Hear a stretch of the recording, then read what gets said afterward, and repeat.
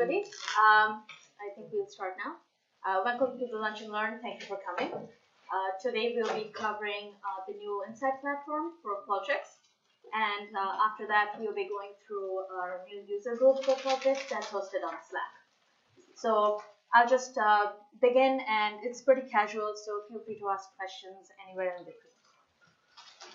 So the new interface, some of you may have already seen this with the beta version that was up, but this is going live today. So we'll be covering the main layout changes, as well as covering some of the more used processes.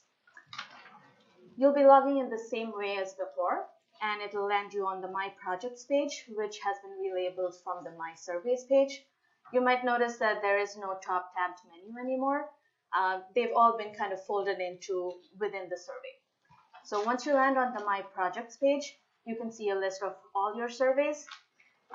They kind of use survey and project interchangeably here. So you can find all the surveys that you've created or the ones that have been shared with you on this page. If you want to filter through, you can click on the folders button on the top left and then drill down to see projects that have been shared with you by specific people or projects that you've categorized yourself into folders. Once you found the project that you want to work on, you can go straight into edit mode, or you can, if you're trying to create a new project, you'll be clicking on the create project button on top. If you're looking to edit a shared project or a project that you've created before, you can just click on the title, or you can go to the right side of the drop-down menu. Here you'll see a lot of project-specific options, and there you can go down to edit survey and click on it to go straight into edit mode. This interface is probably pretty familiar. They haven't changed a whole lot. One of the things they did change is the advanced options is now called tools. So if you're trying to look for the auto number option or set up email triggers, you'll find the tools menu and click on that, and you can find all those options there. You can also preview the survey once you've set up everything and you want to make sure what it looks like. You can preview it, and that gives you a view of both the desktop version and the mobile version. You'll be setting it up pretty much the same way as before. They haven't changed any of the additions for the questions. Once you have everything set up, the next thing you want to do is go into distributions mode so that people can fill it out. So if you go into the distributions module, which is the next tab after survey, if this is a new survey that you're working on, you've just created it, this is the view that you'll be seeing. And here you can choose one of these options to distribute your survey. So I think one of the two of the more common ones are to just create a link that you can put on a web page, or you can choose to generate trackable links for each contact list.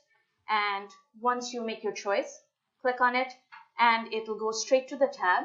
And you'll see all the options on the left side. So you can go into your contact list and generate personal links for the survey. But if you change your mind about how you want to distribute it, you can just go in and choose any of the other options. It's on this tab that you can also choose to pause response collection. So if you have an active survey and you don't really want to close it, you just want to temporarily pause it, you'll just click on pause response collection and choose the option you want. So once you have your distributions method set up and you have filled it out, the next thing you want to do is get all your data. So you'll be moving on to the data and analysis tab. So what used to be the view results tab on the older interface has now been broken up into data and analysis and reports. So in order to export all the data you have from your filled out surveys, you'll go into the data tab. And then there you can choose to export all the responses by clicking on the export import menu. And from there, click on export data, choose export complete data set. And here the default option that you land on is CSV, which is probably the one you would want most because you can open it up in Excel and then edit or manipulate your data as needed. Some things to keep in mind is if you have multiple choice questions, then you would want to make sure that the values you see on your CSV file aren't numerical values for the options. So if you have yes or no, if you leave it to the default options, it'll show you 1 or 2 in your CSV file. So to make sure you see yes or no in the CSV file, click on more options and then click on use choice text. So that'll make sure that you see exactly what people filled out. Here you can also make sure you can also choose what date range you want to download data for. So you don't have to download all of the data at once. You can come back and download more data later. You can set date ranges over here. If your survey has a file upload option, you can go into the user submitted file screen. And here it'll allow you to download a zip folder of all the recently uploaded files. And again, you can set a date range for this and just download whatever you haven't downloaded since last time. There are a few other things over here that they've set up. So they have like a text analysis thing. So if you have like a larger text area, you can do more fine tuning here. So this is something that you can explore. We'll have the FAQs up on the Qualtrics site. This is kind of a new feature.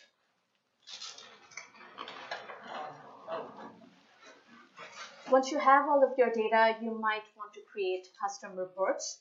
So for this, you'll be going into the new reports tab. So here you'll be able to set up custom visualizations for all your questions. So depending on the type of question you had, so for instance, on this test survey, I had a multiple choice question, and you can kind of do a custom report of all the responses on it and set up different kinds of visualizations. So you can just have it as a simple table, or you can set up different kinds of charts. Once you have it to your liking and you want to download this particular custom report, you can click on report options, and from there choose export report. Choose the format you want to download it as, and then click on that, and it'll give you various different options to see what you want to include. Having worked with this option gives you like a brief overview, doesn't let you manipulate it. If you go into printed reports, you can do, sorting high to low, keeping data. Right, so the printed reports is basically the legacy option from the old interface. This one's very limited. Okay. Having had lots of emails with questions, okay. it doesn't let you do a lot. Sure, we'll do more of an FAQ on that then and kind of expand on what each tab does. If you've already downloaded a report before and you want to re-download it, you can go back to the export report option. Click on download previous exports, and you'll be able to see whatever you've downloaded before and re-download. So for the contacts and library, contacts is basically what used to be panels before. It's just been relabeled as contacts. And it's here that you can set up and manage your contact list for this survey. For the library, what has changed here is that the library is specific to each survey. So it won't show all options for all surveys. It'll show you all the things that you've included as library items in this particular survey. And the main change that they've made here, other than that, is that they folded in the survey questions and block options right into the main survey library page. So that's really the main layout changes. Any questions about that? Okay, so I'll go through some of the most kind of commonly used processes and see how that's changed with the new interface. So if you want to share a project, you'd want to go back into projects, the My Project screen, find the project that you want to share, and there you can click on the right menu for the project that you want to share, and then click on Share Project. And this is pretty much the same as before. You type in a username or email, and then you can set specific options for what permissions you want to give to the collaborator. And then as soon as you hit save, they'll be notified, and then they'll be able to work on the project. If you want, just say that you always want to invite like the same 6 people in your department, is there that user and group address book? Like, does that, like, is there a way to say, like, I don't know, FSS group or something? Like, I was never able to add people, or it didn't always pop up. Or is there, or do you kind of, you would go through and select? Normally, like if they don't have a Qualtrics account, they won't show up in here. So that could be a reason why you don't see someone when you're trying to add them. They have to log in at least one time and then they'll appear. There's no way to make like a. To make a group. I don't know. I have to look into that. We'll have to look into that. I haven't seen anything like that, but there might be in the new version. So I'll look into that and get back to you.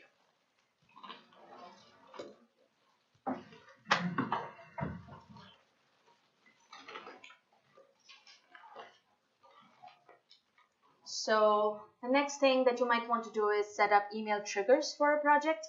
So for that, the main things you might want to use it for is get notified as soon as someone submits a completed survey. And you would probably want to see what's in the survey that they submitted. So once you go into edit mode for the survey, go into tools, find the triggers option, go into email triggers, and there you can make sure that your email address is correct. And also make sure that the include response report is checked. What that will do is include all of the questions that they filled out so that you can see exactly what they've submitted. Another thing you might want to set up triggers for is to do an autoresponder. So as soon as a person fills out a survey and submits it, they get an automatic response with all of their responses in it. For that, make sure first that your survey has an email field. So once someone's filled it out, you can set up a trigger response by clicking on the insert pipe text, which is kind of like the small letter A in the curly brackets. If you click on that, go into the survey question option, find your email address question, and then click on the email address option, which is basically the field where they're entering their email address. This will paste in a value in the body. What you need to do here is copy that and go into the to email address field and paste that in. So what that'll do is once someone fills out their email address and submits the form, Qualtrics will find that field and automatically extract that value and plug it into the to email address field. So you don't have to actually go in and do anything. Again, just make sure that you have include response report checked so that they can see all of the things that they filled out.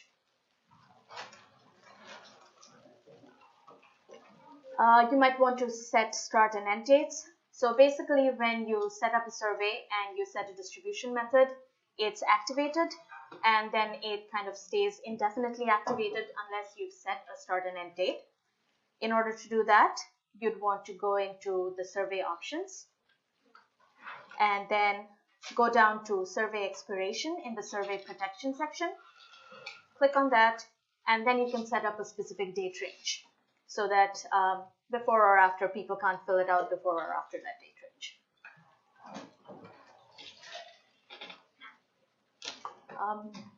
We have more resources available on the Qualtrics guide pages on ITS. We have a frequently asked questions page, so you can go through all of those, and if there are things that you think should be included on there, please let us know and we'll add them in. Just an important reminder, when you're setting up a survey, there are certain kinds of data collection that are prohibited by university policies, such as credit card numbers or social security numbers. So just make sure that your survey doesn't have anything like that. You can find out more on our guide page as well as on the Penn website. If you're looking for more help, you can always feel free to contact ITS Help by phone or by email. And if you want to contact Qualtrics directly, there are resources given here, so you can call them, or you can submit an online support request. Any questions?